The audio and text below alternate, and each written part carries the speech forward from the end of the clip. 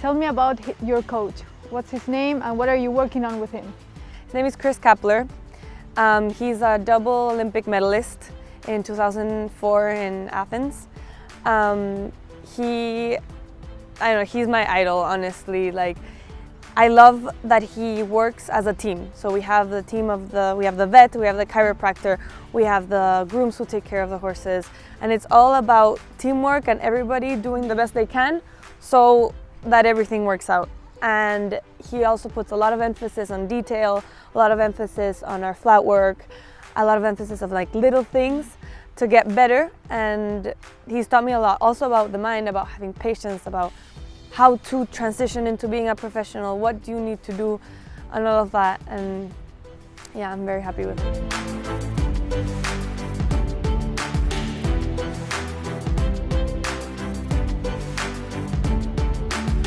She's pretty young, but I like that she actually reached out to me herself instead of through parents or, there's already sort of demonstrated a certain level of maturity and self-drive right off the bat. So I actually really like that part about her, and that a lot of my interactions with her, until actually, there were maybe a few final details with the parents, but I just liked that I was interacting with her and she was, young and mature for her age at that time.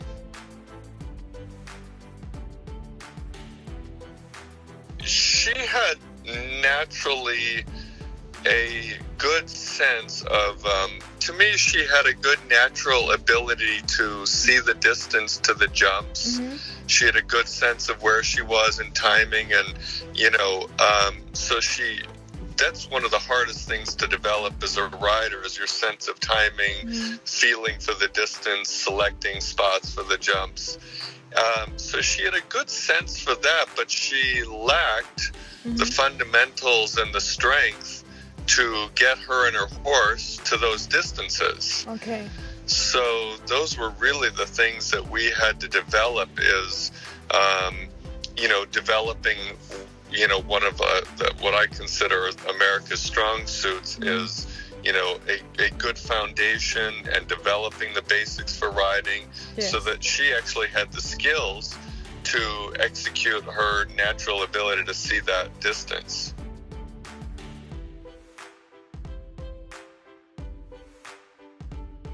What we now are just developing is continuing to, evolve bigger and bigger jumping and making that, a more comfortable level.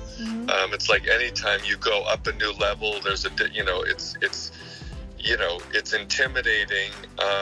And so just continuing to develop that comfort level at large jumps, at the bigger jumps, from 145 to 150. And our next big hop will be making it to the 160 level.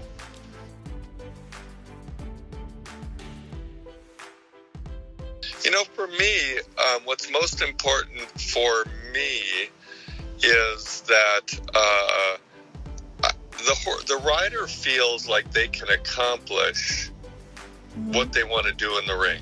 Okay. And so that is through training her and the horse together, that they feel confident that whatever they face in the ring, water, double Liverpool combination, oxers right out of the corner, whatever it may be, the really tough parts to the course, they feel they have the horse and that they've learned how to deal with it.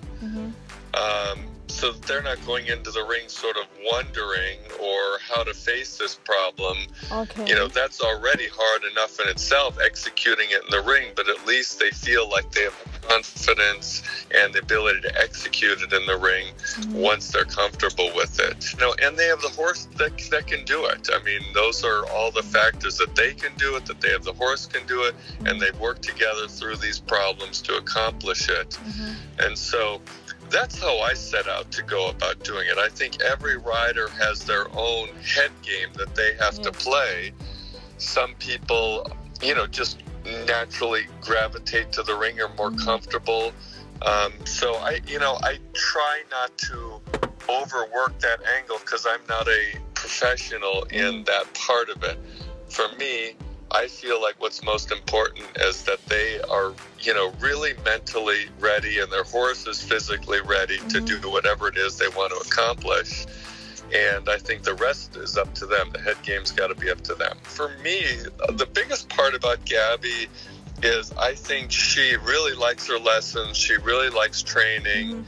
And so, that's what makes her feel really prepared. And I think then she feels good going in the ring.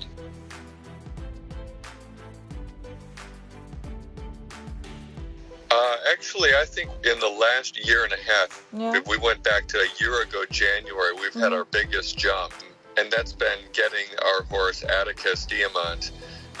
She made a jump from going consistently at the 135 level, jumping up to 145 and getting into the 150 levels. And we've had a huge jump here of late. And that's given her a big boost of confidence, and she's riding a lot more horses that she's never been able to ride before. So I would say in the last year and a half, we've had our biggest jump in terms of both difficulty, but also, did it in a relatively short time frame. And here she is qualified. She's not been obviously selected, but she and her horse have a certificate of capability, so they could be used at the Pan Am Games if the coach and team chose to use her. Well, I think for us, we need, and this may also, morph into the last question, she has been out and trying to promote herself. I think that's what this article is also trying to do, promote herself. I think that people need to, see that she's actually really taking this extremely seriously. She is really broaching on being a top professional rider. And so what we need help is getting more horses. And, young horses, older horses, we need a good string of horses, because it's a numbers game. Horse is extremely important part. It's not just the rider. The rider, she is developed now to the point where she really needs a good, additional horses, more higher level horses, because it becomes a numbers game. We need as many horses as we can that she can continue, because, after Pan Am Game is, to me, the first big, goal that we have. But after that, obviously, Olympic Games are within our reach. So I think if we get the right horses, and we have a good string of shows and a plan and a good string of shows, I think she can make it to the Olympic Games someday. In order to develop and produce top riders, you really need three things. Willing to work hard, ride, ambition, put all of that hours into your training so that you become developed as a rider. Number two, then you need a management program for all the horses so that they are conditioned and worked and ridden and jumped so that they are in the best possible performance. And then number three, you need the horses to do that with. And so we're really, I think, at number three.